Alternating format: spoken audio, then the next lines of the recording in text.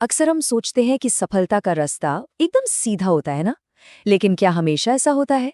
आज हम एक ऐसी ही कहानी सुनेंगे, भारत के एक बहुत ही जाने माने आर्किटेक्ट हफीज कॉन्ट्रैक्टर की। इनकी कहानी कमाल की है, क्योंकि ये हमें सिखाती है कि जिससे हम अपनी सबसे बड़ी कमजोरी समझते हैं ना, वही शायद हमारी सबसे बड़ी ताकत हो। तो चलिए शुरू करते हैं ये दिलचस्प सफर। सोचिए जरा, इतना बड़ा, इतना सफल प्रोफेशनल, और उन्हें सपना आता था कि वो मैथ्स के एग्जाम में बैठे हैं और कुछ भी नहीं आता। है ना अजीब बात? लेकिन यही वो सपना है, यही वो डर है जहां से उनकी कहानी असल में शुरू होती है। एक ऐसी दुनिया से जो आज से बिल्कुल अलग थी। तो चलिए चलते हैं उनके बचपन में। देखिए, उनके शुरुआती दिन किसी जीनियस बच्चे की कहानी जैसे बिल्कुल नहीं थे। नहीं, ये कहानी है एक ऐसे स्टूडेंट की जो पढ़ाई से मतलब सच में जूझ रहा था और बस अपनी जगह ढूंढने की कोशिश कर रहा था। स्कूल में हफीज का हाल कुछ ऐसा था। रटने वाली पढ़ाई से तो उन्हें सख्त नफरत थी। उनका मन लगता था खेलों में, शरारतें करने में, दोस्तों के साथ भाग दौड़ में। परीक्षा पास करने के लिए, अरे वो तो नकल करके हो जाती थी। बल्कि हालत ये थी कि उन्हें हर हफ्ते बेंच से पिटाई मिलती थी। वो अपनी गैंग के लीडर हुआ करते थे, लड़ाइयों के लिए मजेदार स्ट्रैटेजी बनाते थे। मतलब साफ है, पढ़ाई उनके लिए एक बोझ से ज्यादा कुछ नहीं थी। और यहीं पर एक बहुत ही दिलचस्प कंट्रास्ट देखने को मिलता है। क्लासरूम में, जहां वो दूसरी क्लास के बाद ही इंटरेस्ट खो चुके थे, जहां उन्हें कुछ याद नहीं रहता था और उनकी किताबें तो साल के आखिर में भी एकदम नई की नई रहती थी। और दूसरी तरफ मैदान पर वो सालों तक सीनियर स्पोर्ट्स चैंपियन रहे, क्रिकेट टीम के कैप्टन थे और ऐसा कोई खेल नहीं था जो वो खेलते ना हो। तो एक तरफ स्ट्रगल, दूसरी तरफ जुनून। कहते हैं ना, हर कहानी में एक टर्निंग पॉइंट आता है। हफीज की जिंदगी में वो टर्निंग पॉइंट आया उनके प्रिंसिपल के ऑफिस में। सिर्फ 5 मिनट की एक बातचीत। सुनने में तो ये छोटी सी मुलाकात लगती है, लेकिन इसका असर बहुत ही गहरा होने वाला था। प्रिंसिपल के शब्द बहुत सीधे और असरदार थे। उन्होंने कहा, मैं तुम्हें पहले दिन से देख रहा हूं, तुम एक अच्छे स्टूडेंट हो, लेकिन तुमने कभी पढ़ाई नहीं की। अब मैं तुम्हारी देखभाल और नहीं कर सकता, अब तुम्हें खुद ही सब कुछ करना होगा। ये शब्द हफीज को अंदर तक हिला गए। ये एक असली वेकअप कॉल था।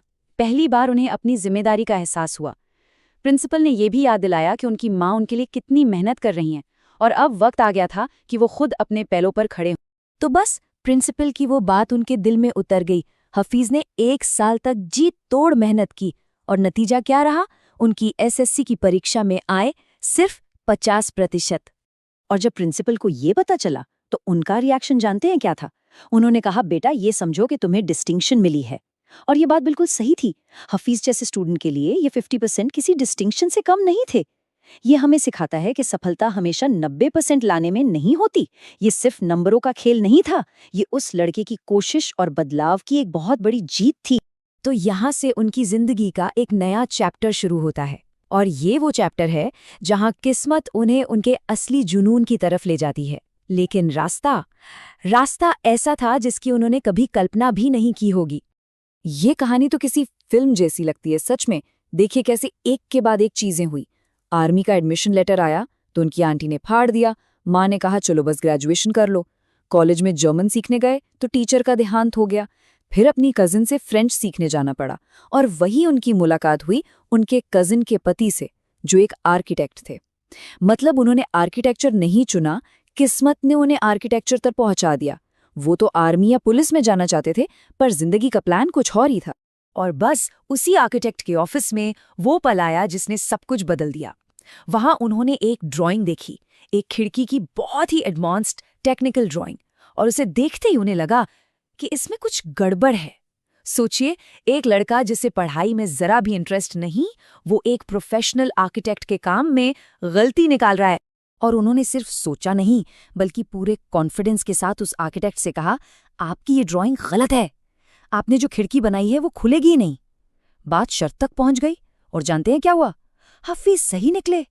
वो आर्किटेक्ट जो उनके रिश्तेदार भी थे, वो तो बस हैरान रह गए। उन्हें अपनी आंखों पर यकीन ही नहीं हो रहा। और बस यहीं से उनकी छिपी हुई प्रतिभा बाहर आ गई।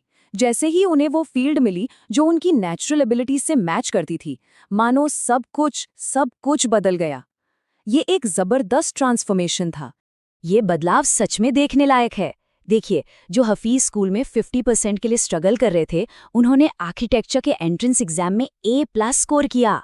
जिस पढ़ाई से वो नफरत करते थे, वो अब उनके लिए, उनके ही शब्दों में, एक केक वॉक यानी बच्चों का खेल बन गई थी। जो लड़का पास होने के लिए नकल करता था, वो अब कॉलेज में हमेशा फर्स्ट क्लास फर्स्ट आ रहा था। इससे यही पता चलता है कि सही जगह पर होना कितना जरूरी है।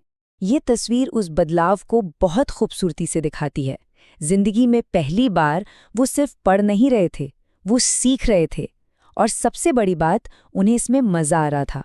वो एक फोकस्ड, एक पैशनेट लर्नर बन चुके थे। अब कहानी का सबसे मजेदार हिस्सा आता है। अब हम उन डॉट्स को कनेक्ट करेंगे जो पहले बिखरे हुए लग रहे थे।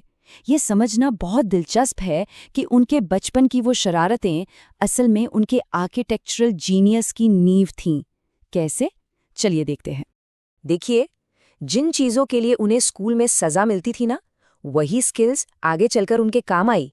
गैंग्स और लड़ाइयों को लीड करना, वो बन गया स्ट्रैटेजी और लीडरशिप। दोस्तों के साथ मिलकर किले और बंदूकें डिज़ाइन करना, वो बन गया डिज़ाइन और इनोवेशन। क्लास में ध्यान भटकाना बन गया क्रिएटिव प्रॉब्लम सॉल्विंग।